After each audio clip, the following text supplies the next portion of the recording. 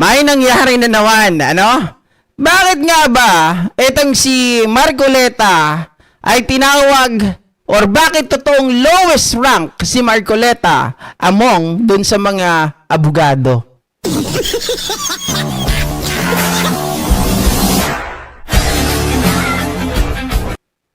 Mga ka-GP Natics. Diyos mio Marimar. Hindi ko alam kung abogado ba talaga itong si Senator Rodante Marcoleta. Bakit ganito klaseng mag-isip, mga ka-GP Natics? Mayroon po itong pahayag na kung saan, mga kababayan, ay kino-question po nito ang ICI. Kino-question nito ang ombudsman. Okay? Ano ba yung kanyang question, GP? Ano ba yung pilit na gustong gawin nitong si Marcoleta? Ay, nako. Ayan. Agoy, di lumalabas. Ito, mga kababayan. Lita. Ayan, sabi dito, narinig ko rin kanina na si Mr. Saldico ay mayroon ng warrant of arrest. Bakit po si dating Speaker Martin Romualdez ay wala pa? Mga kababayan. Ano bang gusto mong Marcoleta? 'Di ba sabi mo ang most credible witness mo ay si Guteza. Ito lang nasan na ba si Guteza kasi? Kung gusto nyo na makasuhan si Martin, iharap nyo si Guteza. Manumpa siya sa DOJ, manumpa siya sa ombudsman, magpa-cross-examine siya doon sa mga ahensya na yon. Para naman masabi at makasuhan natin itong si Martin. Hindi, nandiyan naman si Saldico Ikaw na nagsabi, si Saldico, okay, although, sabi niya kasi, mga kababayan, di ba pinapatunayan ni Saldico, yung mga aligasyon ni Guteza ay totoo? Marcoleta, hindi nga natin alam kung totoong si Saldico yung nagsasalita doon sa AI. Hindi nga natin alam kung si Saldico, AI ba yun? I mean, hindi natin alam kung si Saldico yung nagsasalita doon sa video, hindi AI At hindi rin natin alam kung si Saldico ay AI or hindi yung lumabas doon sa video. Marcoleta, okay, isa kang abogado pero ampaw ang utak mo. Inis na ako sa'yo. Sa totoo lang. Kaya ka tinatawanan ng mga ex-justice. Kasi nga, ganito ang klaseng mag-isip. Lowest rank. Si Saldico, mga kababayan, ay kompletos ricados na pinangalanan ni Henry Alcantara. Merong mga transaksyon, merong mga dokumento na ipinapakita. Okay? Nandyan din si Yusek Bernardo. Well, in fact, mga kababayan, may kulang. GP, ano yung kulang? Dapat si Chis Escudero din. At isa pa, mga kababayan, di ba? Dapat si Chis Escudero din kasama dun. Yun, kung pwedeng question, yun ang question. Kasi sila yung mga natira sa Bicam, sila yung, di ba? Mga kababayan, pero ano nangyari doon? Di ba? Kung kay Congressman Martin Romualdez, hindi sa pinagtatanggol ko, ano ba ang katibayan? Ano ba ang mga dokumento? Ano bang mga statement na corroborative ang magsasabi na si Martin? Unang-una, Diskaya. Sige, simplihan natin. Si Diskaya sinabi na mga kababayan pinangalanan na may mga bata siya na inutusan. Something like that. Pero, again, sabi ng mga Diskaya, nung sila ay nagre-recant, oy, disclaimer wala kaming direct access kay Congressman Martin. Okay? Those people maybe or might be using his name. Diba? Pwede naman yun. Possible yun. Kagaya po ng nangyari kay Pangulong Bongbong Marcos. His ASEC and USEC, mga kababayan, diba? Abuse his name. O para magkaroon ng kickback. So, definitely, wala silang katibayan. Dumating si Gutesa, lumabas si Gutesa, na siya daw ay nagdi-deliver ng mali-malitang pera, 'di ba? Doon sa bahay niya sa Forbes Park. Kaya lang, ang nagtataka dito, ang daming butas. 'Di ba? Yung isa nga diyan nakita ni JDB eh. May sentabo. Mga kababayan, yung sentabo na iprinisinta ni Saldico. Isasama mo yun doon sa maleta. 'Di ba? Para lang ma-justify mo na ganito yung pera na dinala namin sa'yo. May mga 5 duling. Walang ebidensya, Marcoleta, kay SMR. Hindi ito yung kagaya ng gusto mong mangyari na Digong style. 'Di ba? Nataniman ng ebidensya, ayan na, bahala na si Batman. 'Di ba? Anong sabi ni Digong dati? Oh. Kapag may party ibig sabihin, hindi yung party dance ah. Hindi yung ganon. Pag may partido, mga kababayan, halimbawa, meron silang kaaway sa negosyo. Okay, tapos ito ay palalabasin nila, mga ka-GPnatics, kailangan nilang hulihin, kailangan nilang kalabanin. Hahanap sila ng iba pang third person para kunwari pagsabungin nila yung dalawa. 'Di ba kung tataniman nila ng ebidensya? Pag napagtaniman ng ebidensya, pag-aaway yung dalawang grupo. Pag napag-away, sasabihin, hindi wala kaming kinalaman dyan. It was your friend or your kakilala, sila ang naglaglag sa'yo. Diba? Para sila na yung magano. Pag napatay, mga kababayan, ayun na, tapos ang buto-buto. Hindi ito yung klase ng gobyerno na tanim ebidensya. Hindi ito yung klase ng gobyerno na hindi tumitingin, mga kababayan, sa ebidensya. Ito yung klase ng gobyerno na kinakalkal ang lahat. Di ba? May due process. Sinusunod ng due process. Yung sinasabi nyo, Bill of Rights, binibigay yung Bill of Rights. Hindi kagaya nung panahon ni Digong Duterte, mga kababayan. Lagi nilang sinasabi, oy, may Bill of Rights tayo, 1987 Constitution. Anak ng tinapa, mga kababayan, ang sabi ng Bill of Rights, no person shall be deprived of life, liberty, property, okay, without due process of law. Pero sabi ni Digong, ay, huwag mo nang, anong gusto mo? Pakainin pa natin yan sa kulungan? Gastos lang yan. Di ba? 6 months na kalahating taon na ang baha pero hindi na nababa ang level ng tubig, the same pa rin. What?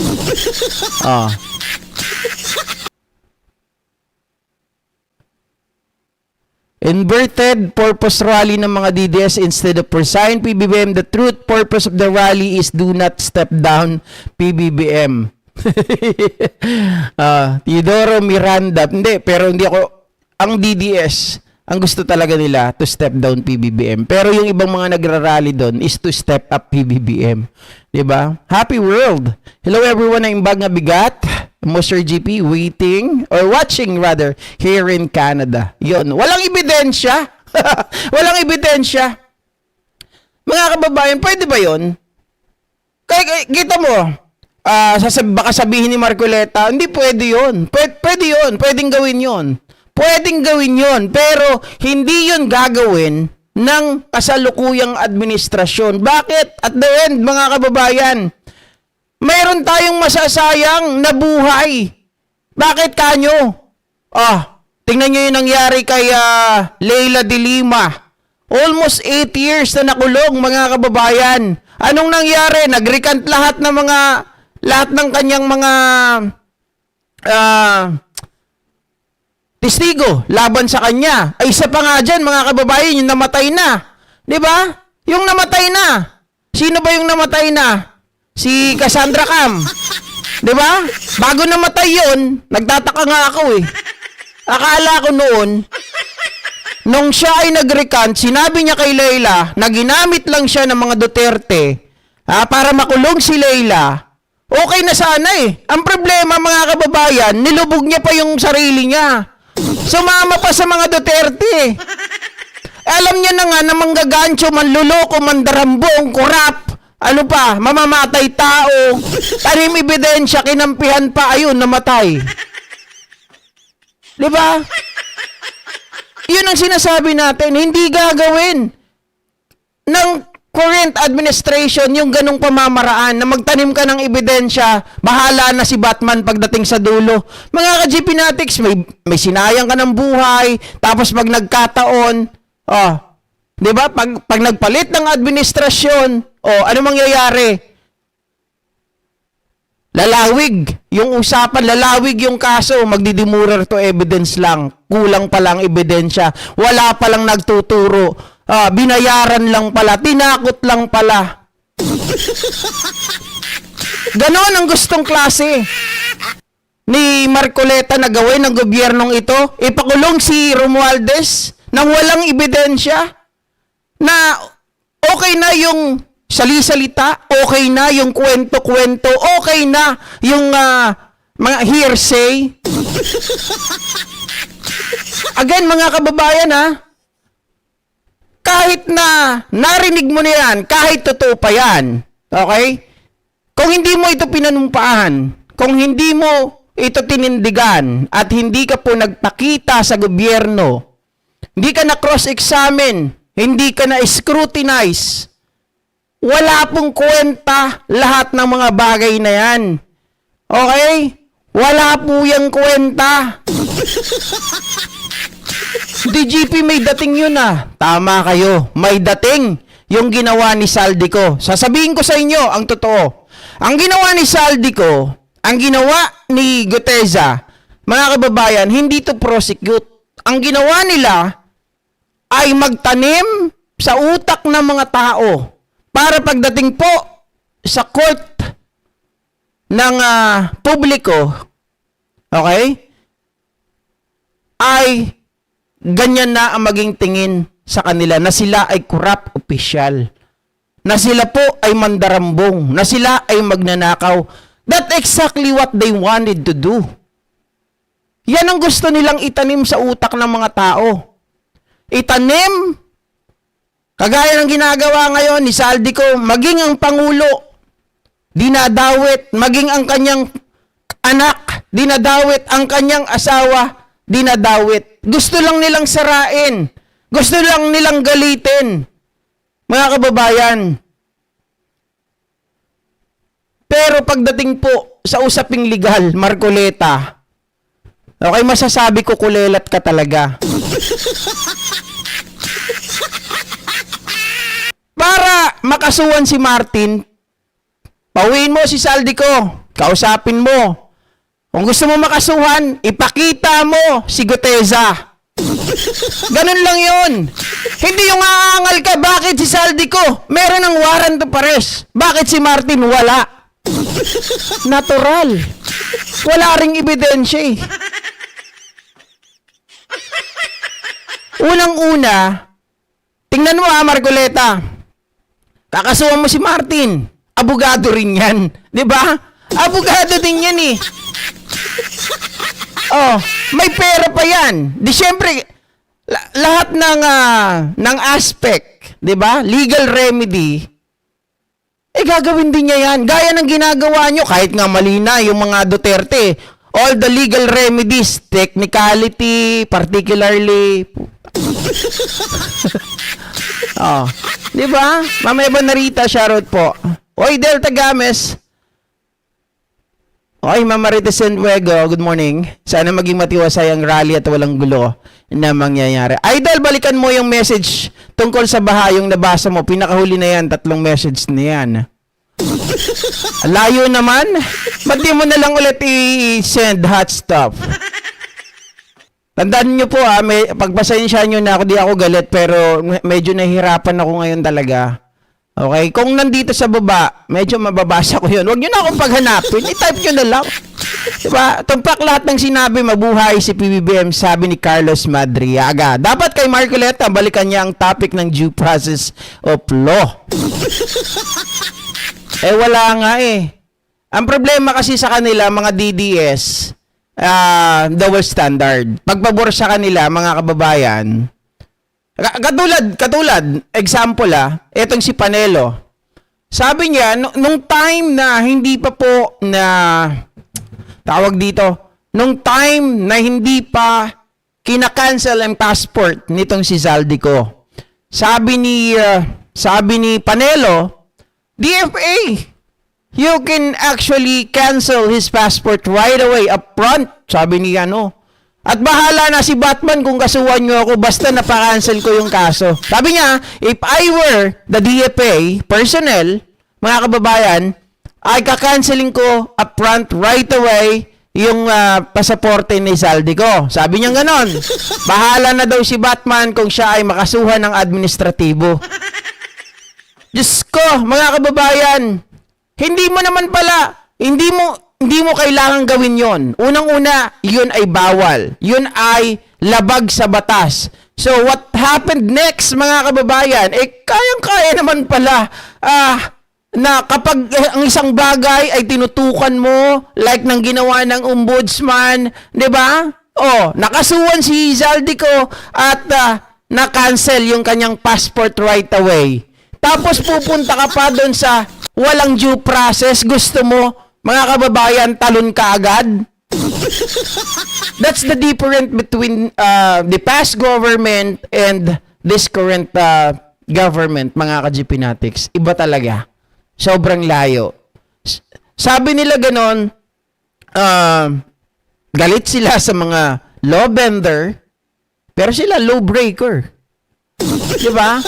Marcoleta itself is a law breaker.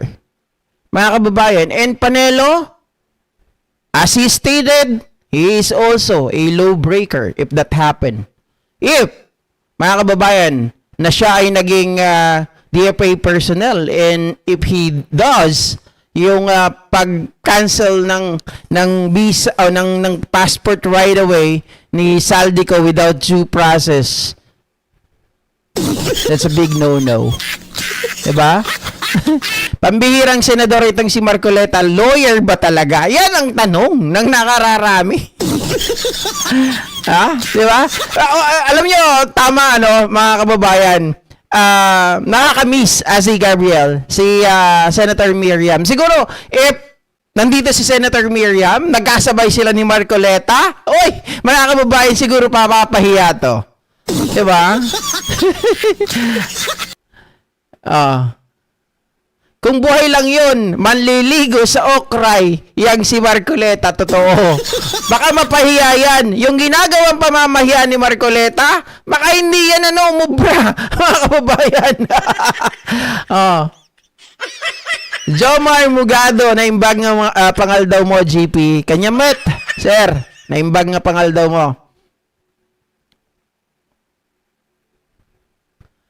Idol, dapat may tagabasa ka na message mo para hindi ka nakakaligtaan para mas sumikat ka. Well, hot stuff, alam mo, mga kababayan, hindi ko naman kailangang sumikat. At mas mahirap kung may nagbabasa kasi na-out of topic din ako. Alam niyo, ang binabasa ko lang dito, if-related dun sa current na tinatalakay ko. Diba? Sometimes, yes, binabasa ko yung mga message nyo pag ako na-caught yung attention ko doon. Pero not all the time. Kung gagawin ko, magbasa na lang ako magbasa ng message nyo at stuff. Lalo na kung irrelevant naman. Walang mangyayari. And I don't need na sumikat. Okay? Okay na ako dito. Yung, sabi ko nga sa inyo sa totoo lang, kung kaya ko pang isurvive ng ilang taon, na nakakita pa ako ng maayos, no? sasamantalahin ko talaga, mga kababayan, para sa pamilya. Ito na lang yung nagiging nagiging inspiration ko. Sa totoo lang, ayaw ko nang mag-vlog. Okay, masakit na talaga yung mata ko ng sobra, pero nagtitiis ako dahil mahal ko kayo. At the same time, ayaw ko, mga kababayan, na mawala din kaagad sa mundo ng social media. Kaya I does everything, I do everything para kahit papano, mapasaya ko kayo. Yun ay kung nag-i-enjoy kayo sa akin, di ba? Pero kung hindi, decision nyo yan. Bahala po kayo. Pero, hindi po ako nagbablog to please any one of you. Okay? Hindi ko po yun ginagawa. Kasi, if ang gagawin ko lang, magbablog ako to please you, my God, mga kababayan, I rather go to sleep. Okay? Hindi ko gagawin yun kasi kapag halimbawa nagbablog lang ako para i-please kayo, ibig sabihin, yung movement ko, magiging tawag dito, dinumero. At iikot ang mundo ko sa inyo na lang. Diba? Wala na akong sariling galaw. Wala na akong sariling diskarte. Oh. Diba? Oh. Sabi niya, si Gabriel, saka marangal na source of income ito kasi hindi ka fake news. Thank you, Asi, marami pa rin na magmamahal sa akin. Sabi ko nga, hindi ko kayo need i-please, pero I love you all. Diba? Mahal ko kayo and your opinion, sabi ko nga dito, opinion mo ay bida dito. Pero hindi ko pwede, mga kababayan, ang hirap nung may magbabasa dito, tapos yun ang itatapik ko, hirap. So, kailangan ako mag-command. Tama ba? Hindi ako nagsusungit, di ko kayo inaaway, ha? Pero kasi kung sasabihin ninyo, balikan ko yung mensahe nyo dun sa taas pa, Diyos ko. Bulag na nga po ang inyong abang lingkod. Huwag nyo na ako pahirapan. Ha? Sir, Lenny, supporter ako at supportado ko government, pero hindi na po maganda ginagawa kay PRRD. Sana makauwi na siya, kaya please, huwag nyo na po siraan ng mga Duterte. Sabi ni Carlo Dalisay. Teka lang. If that is the case, Carlo Dalisay, my question is, how about those victims? Meron ka bang sa kanila? Meron ka bang tawag dito? Nakurot ba yung dibdib mo doon sa mga nawalan ng mahal sa buhay? Di ba? Yun din yung pinaglalaban nila Duterte, mga kababayan, have done everything. Di ba? He experienced everything. Babae, marijuana, fentanyl, marangyang buhay. Lahat yan, naranasan niya na yan. Pero, if you look and think about it, yung mga namatay, di ba? Na-enjoy ba nila yung kanilang buhay with their family? Or magtayo ng sariling pamilya? Di ba? Mga kababayan, parang inalisan muna ng karapatan yung mga tao na yun So, if that is the case, mga kababayan, kahit pa sabihin natin matanda na si Digong for humanitarian purposes, humanitarian reason, we cannot blame the victims. We cannot blame the ICC. Diba? Nakita naman natin Ano sinasabi nyo, sinisiraan ko mga Duterte? Matagal na silang sira. Diba? Tita Josephine, I love you too. Pumalit na lang siya kay Digo. Question ko kay Sir Carlo kung supporter siya ni Ma'am Lenny. Why Lenny? Ang sa kanya. Ano yun? Simpatya para sa mga namatayan. Diba?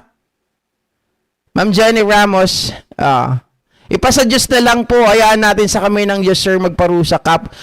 Iba ang batas ng Diyos, iba ang batas ng tao. May batas tayo dito na sinusunod. So, it follows everything.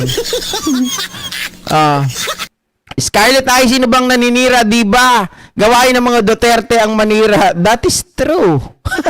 Hindi tayo naninira sa mga Duterte kasi sira na talaga sila. Matagal na. Diba? Oh.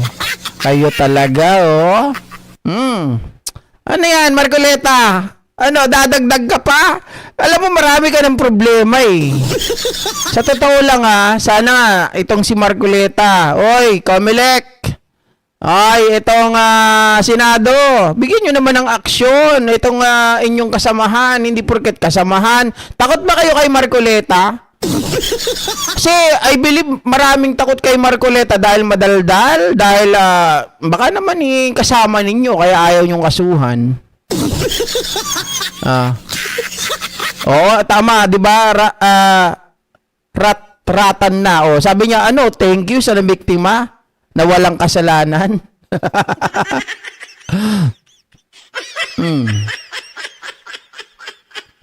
Sabi ni Ma'am Marlene Valencia, ba't alin na? Nagbago, ma'am? Bakit si Marco Beta pati budget ng DND pinakikialaman niya? Parang ayaw niyang bigyan ng budget ng DND. Hindi ba niya alam, mga AFP Marines at Navy yan ang dapat nating sinusuportahan? Kasi nga, mga kababayan, gusto niyang gipitin yung mga tao na yan. Okay? So, ayan. Ito naman. Next. Para makalayas tayo maya-maya. Ito pag-usapan natin si Harry Roque. DDS, may bagong script